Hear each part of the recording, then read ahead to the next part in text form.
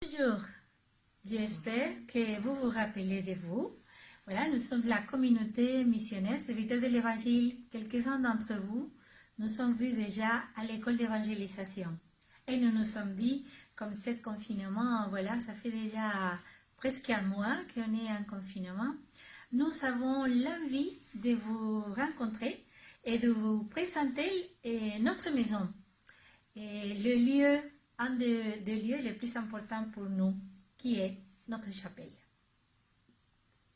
Je vais donc commencer par vous présenter notre chapelle. On y va par devant. Alors voilà. Ce sont les éléments qui nous inspirent pour la prière qui nous parle, puisque c'est ici que nous venons prier chaque jour.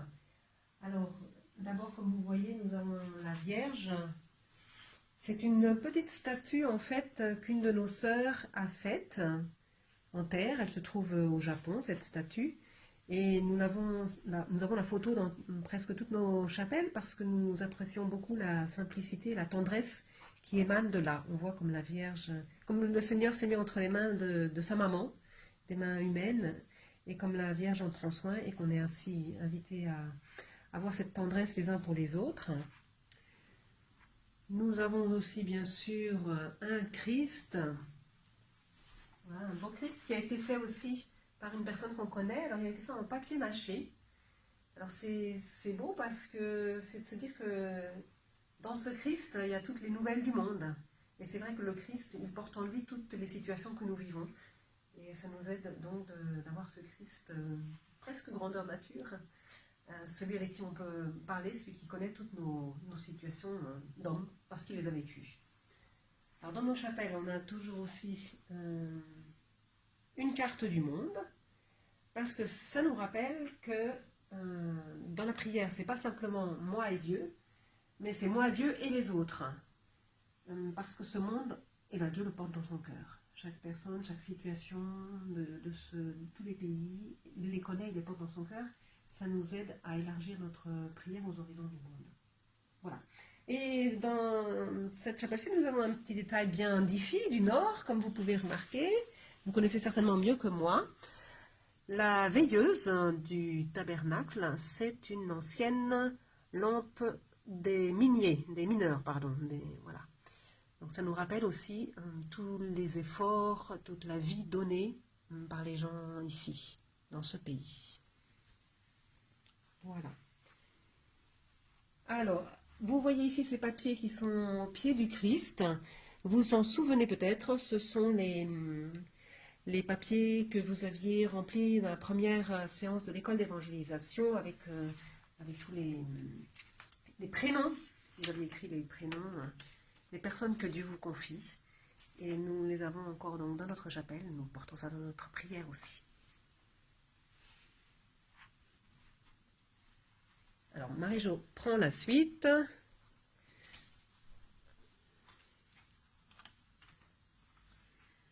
Donc voilà, ici c'est où le Seigneur nous attend chaque matin. Chaque matin, il attend Catherine, Solé, Marie-Jo, justement pour nous rappeler et pour nous donner tout ce dont nous avons besoin pour vivre la journée. Et dans l'évangile, on peut écouter, comme Jésus dit, à chaque jour suffit sa peine. Et voilà, le Seigneur nous donne chaque jour ce dont nous avons besoin. Ici, nous préparons la nourriture spirituelle, on va dire, donc de toutes les formations. On prépare le cœur pour toutes les rencontres qu'on va avoir pendant la journée, avec les lycéens, avec les étudiants, maintenant par vidéoconférence, bien sûr, et les appels téléphoniques, et les mails. Voilà, c'est vraiment ici, là où tout se prépare, dans les dialogues avec le Seigneur. Ici, nous prions, donc c'est-à-dire qu'on dialogue avec Dieu. Et c'est un moment très important pour nous, la prière. Donc, on essaye d'entrer dans le cœur de Dieu et le regard de Dieu sur la situation qui nous entoure, la réalité qui nous entoure. Et c'est très important de laisser la place à Dieu, laisser le temps à Dieu pour pouvoir nous parler. Et lui demander, Seigneur, comment vas-tu? Seigneur, comment vois-tu cette personne? toutes ces personnes qui nous préoccupent, poser la question, Seigneur, et toi, comment tu la vois? Parce que c'est lui qui connaît le mieux chaque personne. Donc c'était un lieu sacré pour nous. Et sacré, on a la chance d'avoir Jésus Eucharistie, dans ce tabernacle si simple, mais là, il y a le Seigneur qui nous attend, qui nous envoie et qui nous dit chaque jour, j'ai besoin de toi.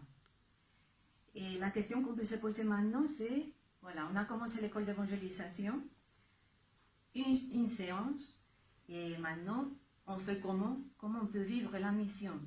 Et même pour ceux et celles qui ne font pas tous ces parcours de l'école d'évangélisation, mais c'est un appel de Dieu et un appel du pape. Comment vivre la mission au temps du confinement? Nous, on a pensé à 3 aspects.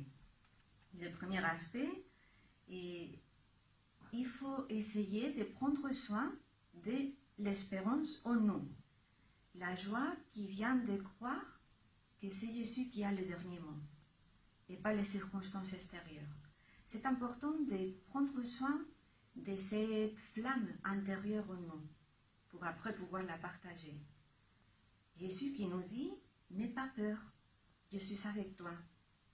Je suis le chemin, la vérité, la vie. Je suis le bon berger, je suis la résurrection. N'aie pas peur, aie confiance. Et pour pouvoir entrer un peu plus dans cette espérance, voilà quelques repères qui nous aident, nous. D'un côté, moi, ça m'aide beaucoup, et bon, la communauté, quand on ne peut pas avoir l'Eucharistie, comme c'est le cas maintenant, pouvoir la vivre, c'est pas regarder comme on regarde une émission télé, mais vivre l'Eucharistie grâce aux moyens de communication, Facebook, YouTube et toutes ces choses-là. Nous, on suit les messes de Maubeuge. Donc, et ça nous aide à s'arrêter dans la journée et se rappeler que le Seigneur continue de se donner et qu'il se donne et complètement à nous. Il y a différentes choses dans les moyens de communication. Et le Père Pascal et le Père Mathieu, ils font 15 minutes ou 10 minutes pour Jésus chaque jour. Tout ça nourrit notre foi. Une chose importante aussi, c'est préparer un coin de prière. Peut-être que vous l'avez chez vous, mais sinon, on vous invite à préparer un petit coin de prière où on sait que quand on va là, c'est pour le Seigneur, pour rencontrer le Seigneur. Et essayez de le décorer selon les temps liturgiques. Et on va vous montrer, nous, pour le mois de novembre, et après la fête de tous les saints, et les femmes, on a pris un chapelet et on a prié pour toutes les personnes qu'on connaît, qui sont décédées, qui sont déjà auprès du Seigneur. Et on a mis les photos de quelques-uns. Et on l'a laissé tous les mois. Après, on verra pour l'avant comment on va faire la décoration. Mais ça nous a beaucoup aidé. Chaque fois qu'on venait dans la chapelle, voilà, c'était le Christ qui nous attendait, mais c'est toute la foule des saints. Et ça nous faisait entrer dans la vie éternelle, directement. On voit bien que, voilà, un jour, on sera avec eux. Mais ils sont heureux. Donc ça nous aide aussi à entrer dans la foi. Et une autre chose qui peut vous aider, c'est lire bien sûr la parole de Dieu, ou un livre de spiritualité, de témoignages, même un magazine, une revue, Panorama, Pèlerin. Bon, il y a beaucoup de magazines, c'est des témoignages de personnes qui essaient de vivre leur foi. Voilà, tout ça peut nous nourrir et nous aider à ne pas perdre l'espérance qui vient de la foi. Et tout ce qui m'aide, on vous propose de l'écrire sur un cahier, écrire ce qui m'aide, ce que je lis, ce que j'écoute, et pour me rappeler et pour pouvoir préparer cette nourriture pour les autres. Après, peut-être dans un appel téléphonique, je peux dire, tu sais, aujourd'hui, quand je me promenais, l'heure qu'on peut se promener, je vis le ciel avec les nuages, le soleil, ça me parlait de Dieu qui continue à veiller sur nous. Voilà, ça, parfois, ça ne sort pas spontané. Et voilà, c'est un témoignage pour les autres. Un deuxième point, c'est avoir toujours les soucis des plus pauvres. Et les plus pauvres, ce n'est pas seulement celui qui n'a pas d'argent. Les plus pauvres, c'est aussi celui qu'on voit qu'il a perdu la joie, celui qu'on voit qui commence à s'isoler, s'enfermer, celui de la fraternité qui n'a pas Internet et qui reste un petit peu à l'écart. Et peut-être que c'est mon voisin, peut-être que c'est quelqu'un de ma famille. Mais avoir toujours les soucis de ces personnes. Et poser la question à mon Seigneur, Seigneur, comment je peux l'aider? Il connaît chaque personne.